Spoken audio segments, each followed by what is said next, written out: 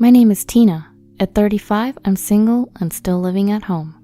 I've been so immersed in my work that I turned 35 before I knew it. My job became my lover, so to speak. Well, I'm not particularly concerned about it, and without any hobbies, I spend my days leisurely at home. Just then, the doorbell rang. Who could it be this early in the morning? What? Why? What's going on? My mom was surprised at what she saw through the peephole. I became curious, seeing my mom's reaction, so I took a peek too. Whoa. I couldn't help but utter in a low voice at the sight of the visitor on the other side. It was Mia, my young brother Andrew's ex-wife. I have a younger brother named Andrew who's 5 years younger. He also lives at home, but today he had to work just for the morning. He divorced Mia 3 years ago, but why now? The situation was so unexpected that not only me, but also my mom and dad were left wondering.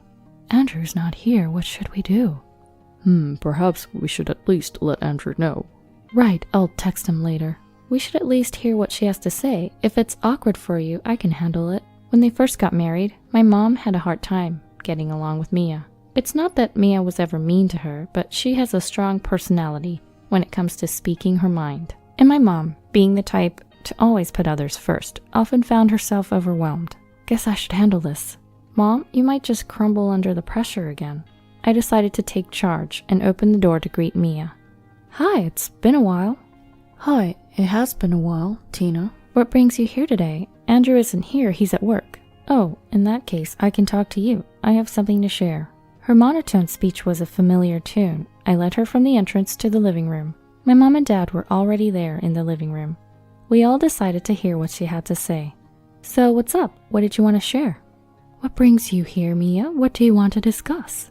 Oh, I'm sorry. I have a favor to ask Andrew. I'd like him to start paying child support. The word child support left my parents and me stunned. Why would she need child support? The puzzling part was that Andrew and Mia had no children together.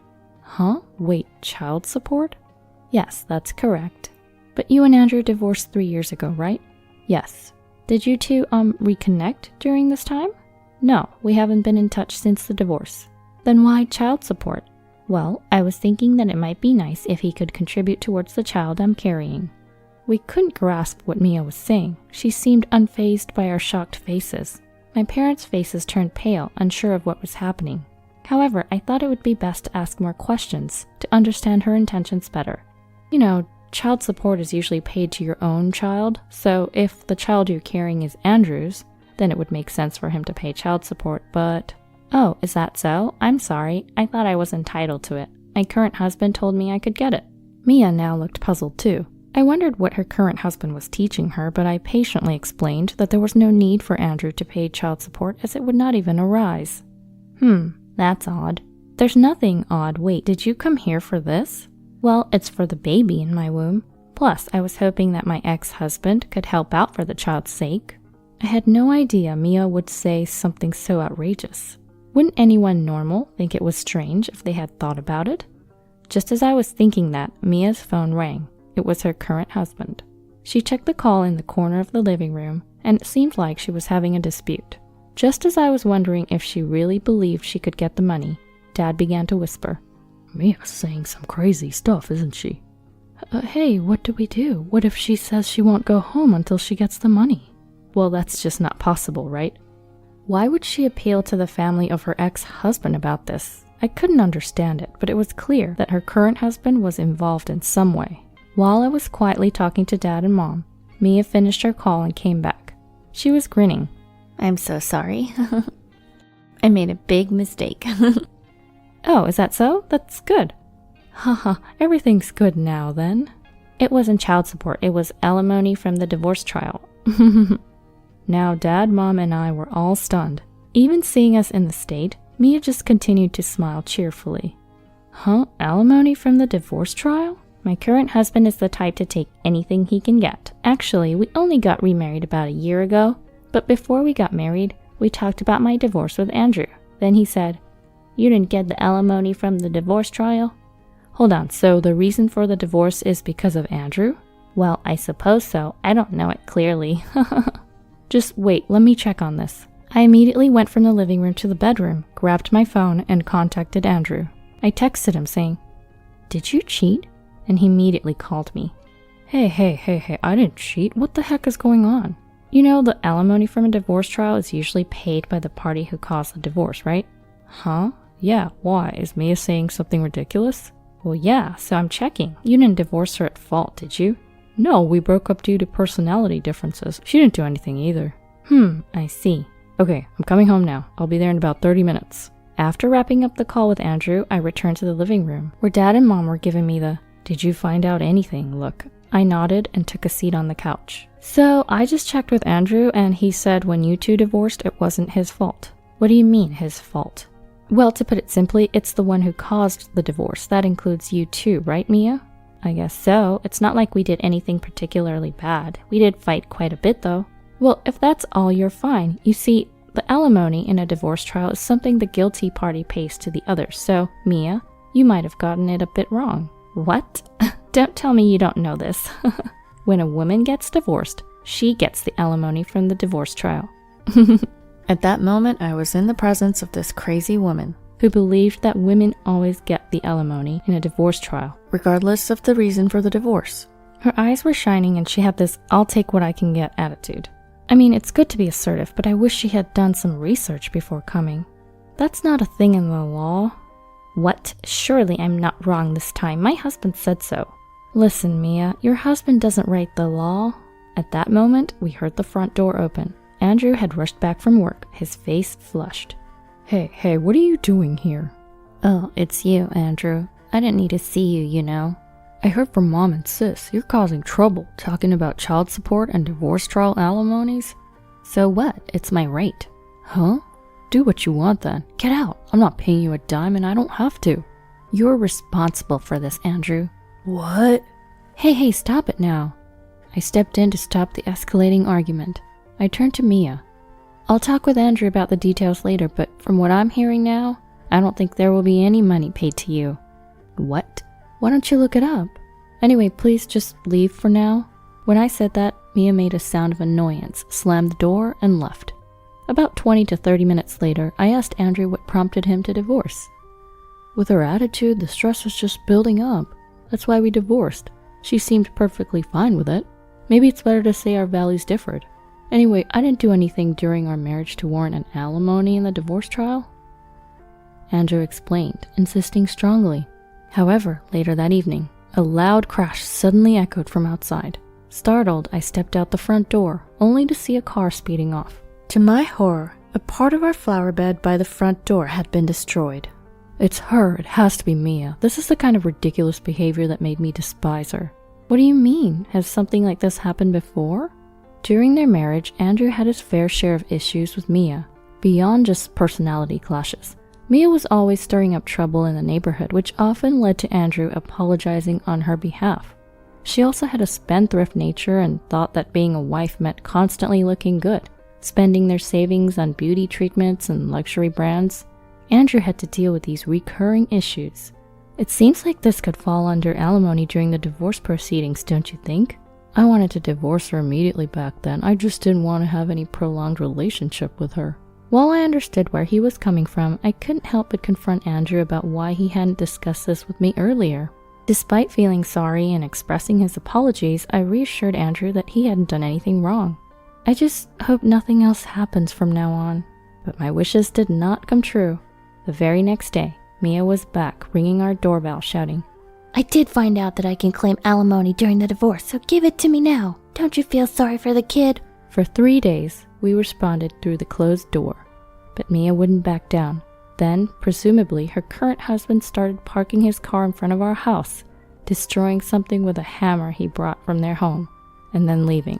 This became a routine, and they harassed us for about a week. I wonder if we should report this to the police. Oh, sorry, I have some work to do. I need to go to my room. I have to admit, this commotion was affecting my work.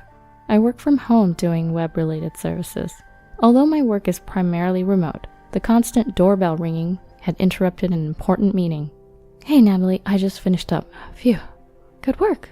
Seems like you're having a tough time. Have you reported it to the police? My parents don't want to escalate the situation, but I think they're reaching their limits. Natalie's my boss at the company. She's a successful woman. married with a child, a true supermom balancing work and child rearing. Her son recently got married, and she seemed genuinely happy. You should probably report it. If you let it continue, it could become a big problem. You're right, it's been a week, and if this continues, it's going to affect my work.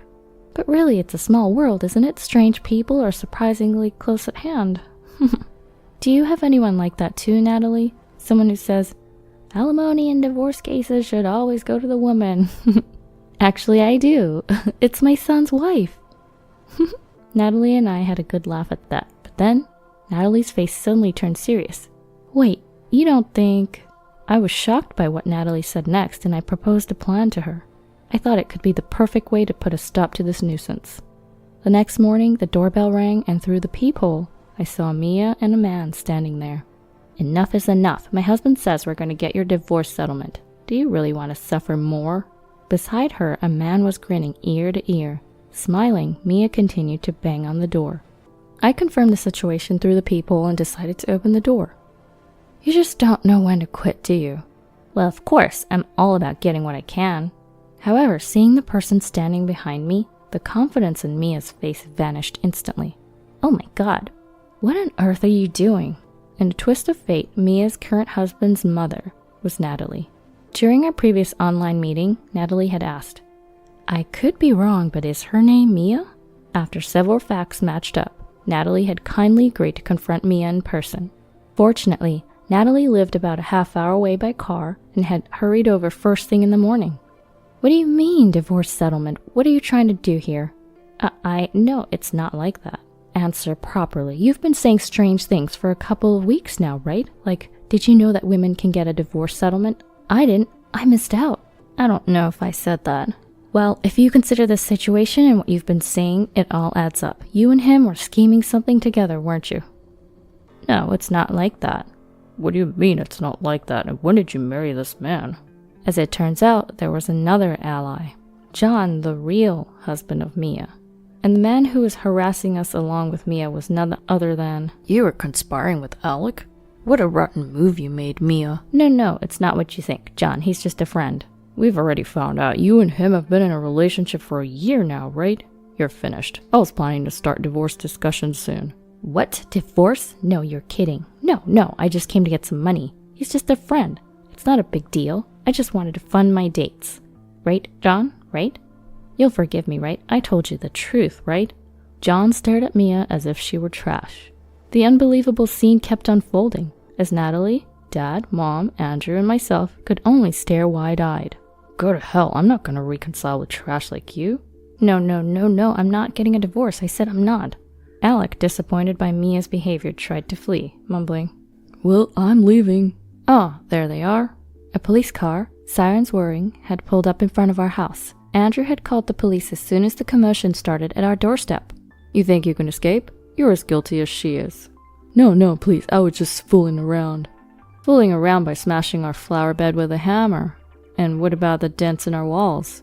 At this, Alec started to panic. Well, where's the proof? Show me. If you can, bring it on. No problem. I'll submit the dashcam footage. Huh? Dashcam? My car is equipped with a dashcam that continues to record even when parked. Coincidentally, the dashcam had captured the entire misdeed. Are you serious? Absolutely. And Mia, you're just as guilty. What? I had nothing to do with it. You were creating a ruckus too, weren't you? We'll be hearing the full story down at the station. No, John, help me. Please have mercy. Without further ado, the two were hauled off by the police. They were given a good grilling at the station, released for a time, but ultimately sentenced to probation. Furthermore, John filed for divorce and demanded a hefty alimony. Upon hearing that refusal would mean another lawsuit. They reluctantly agreed to pay in installments, $3 million from Alec and $2 million from Mia. As it turns out, they were both jobless, and now they're juggling part-time jobs to make ends meet, without reconciling. And just like that, they stopped visiting, and peace returned to our home. Andrew, regretting his poor luck with women for the past 3 years, has become good friends with John because of this whole incident. They plan on going to a local matchmaking party together next time. So here's hoping they both find someone special.